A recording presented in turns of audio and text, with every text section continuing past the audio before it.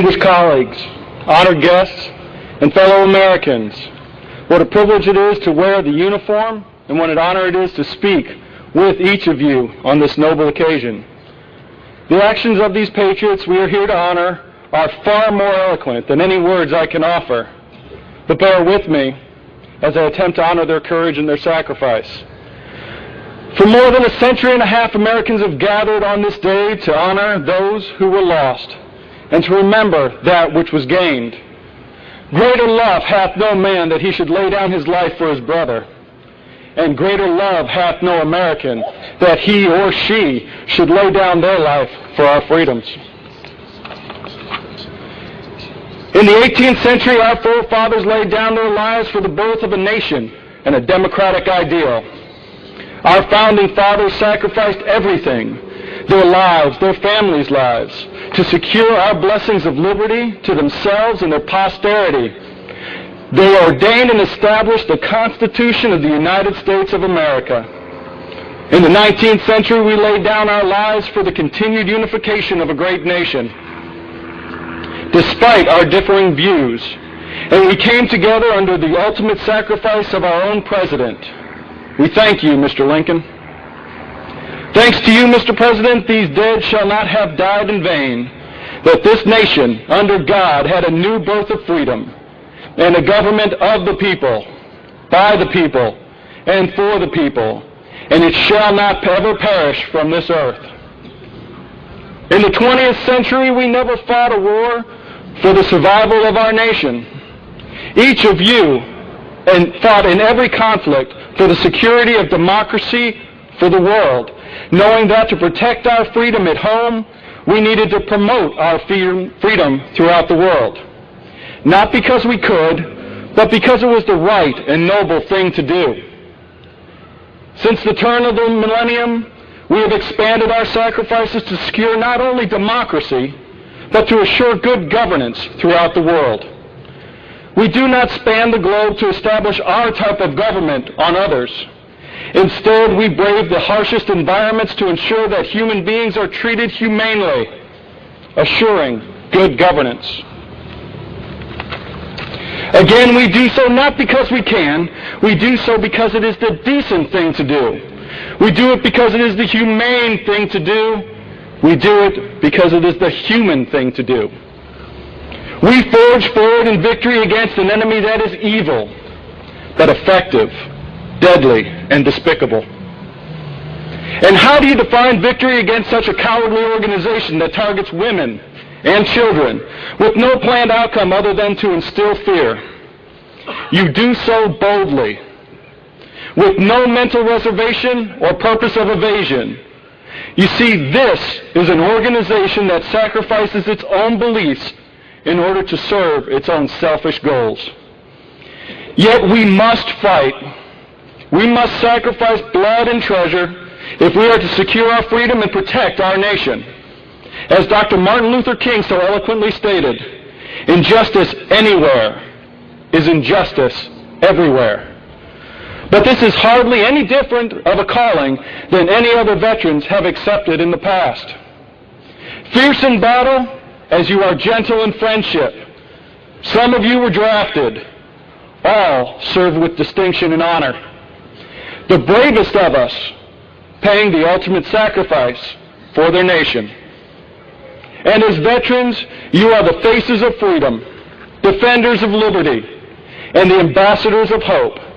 You are held in the highest regard by this grateful nation, and yes, the entire world. So unique is what you have done. You did not perform a service. You did not have a job. You did not have a profession. You each had a calling to serve your country in a time of war. Each of you sacrificed your family, your country, and your beliefs. And to those who paid the ultimate sacrifice to this nation, the President has set aside this day in remembrance of you. To many Americans, this day is an opportunity to have an extra day off, an opportunity to spend time with families. It is the marking of the arrival of summer and a celebration of the joy of the birth of a new season. Many will brave the dangers and expenses of traveling great distances to be with their families on this day.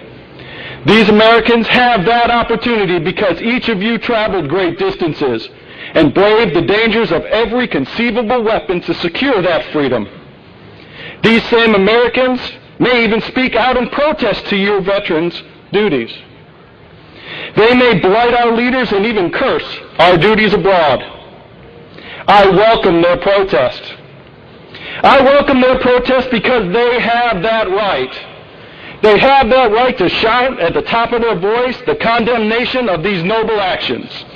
I welcome their protest because with every condemning word, with every act of protest, these Americans reassure each and every brave veteran of a job well done, especially to those who have paid the ultimate price so these Americans can protest freely. This nation was not born from the sacrifices of one individual. Rather, it is the sum of every veteran. Every sacrifice and every life lost in battle that has brought forth this nation. It is not our singularity either that makes us great.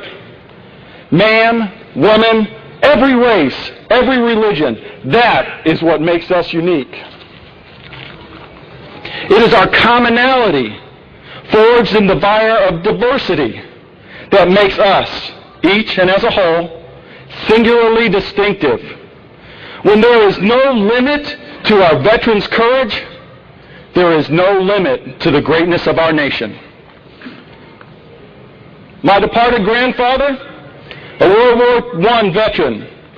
My departed father, a World War II disabled veteran who later died from those injuries. My departed brother, a Vietnam veteran. My two nephews,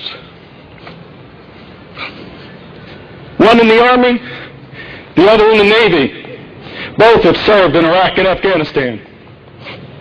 This is a lineage I am proud of. It is a living lineage I am proud to take place in. I am even prouder to be able to stand here today with each of you with tears in my eyes, my brothers and sisters in combat, as we mourn the passing of our fallen comrades. Comrades such as Joseph Silva and his 72 other Newport brothers who died in World War I. Bernard McGee and his 172 fellow warriors from this great city who died in World War II. Gloria Southern and her 12 Newport brothers who gave their lives in the Korean War. And Richard Green and his 11 fellow fallen Americans who also gave the ultimate sacrifice for their country in Vietnam. Adding to our national list of those killed in Vietnam is Air Force Major Curtis Miller, who in March of this year was repatriated, 38 years to the month after his aircraft was shot down. May he finally rest in peace. Finally, lest we forget Air Force Captain Mark McDowell, Marine Lance Corporal Mark Jarez, Naval Hospital Corpsman 3rd Class Benjamin Gastelum, Army Sergeant Ronnie Kubik, and the other 487 warriors who gave their lives in service to their country since we last gathered here last year. Or the 5,454 who have paid the ultimate sacrifice in Iraq and Afghanistan since September 11th.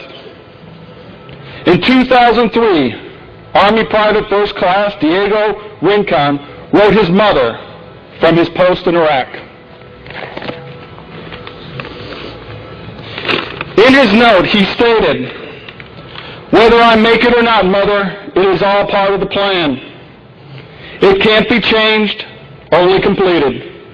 Mother will be the last word I'll say. Your face will be the last picture that goes through my eyes. I just hope that you're proud of what I am doing, have faith in my decisions, and I will try hard not to give up. I just want to say sorry for anything I have ever done wrong, and I'm doing it all for you, Mom. I love you." 19-year-old Diego never made it home from Iraq, but we will honor him by honoring the request that he made of his mother to be proud of what he did and to have faith in his decisions. President Kennedy once said, "A nation reveals itself not only by the people it produces, but also by the people it honors, the people it remembers." So on this most noble of days, please take a moment to close your eyes and remember those you knew who did not make it home. Remember the over 1 million brave souls you didn't even know who died for you without hesitation. Be grateful in this moment of silence. It was paid in full by every fallen soldier, sailor, airman, and Marine. I'd like to take a moment now.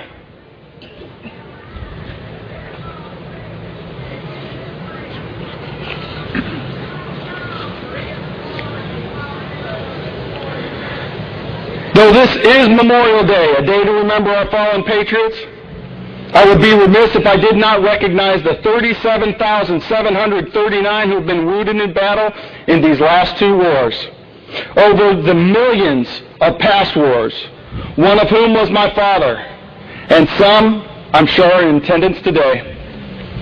You have given far more than any riches offered, far more than any speeches spoken, far more than any veteran who has returned safely can fathom.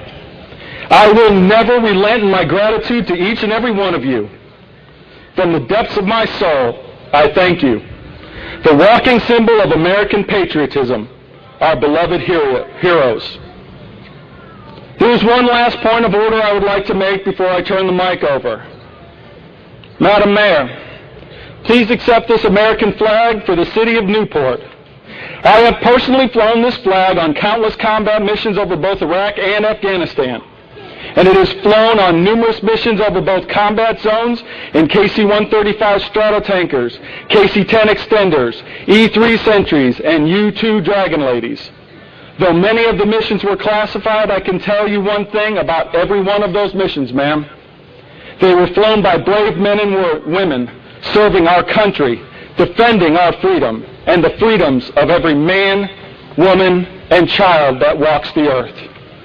God bless the United States Air Force, Army, Navy, and Marine Corps.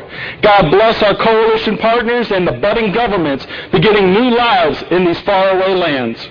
God bless the great city of Newport and the greatest little state, Rhode Island. God bless our elected officials and the President of the United States. And God bless the United States of America.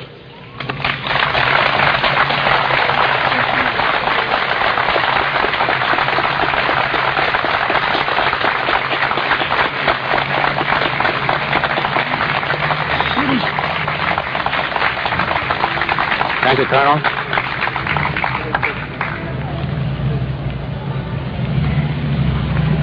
Mrs. Ann Toomey has asked that Roy Loft take her place up here at the microphone to tell us about the open house at the Maya Antonomi Memorial Park Tower.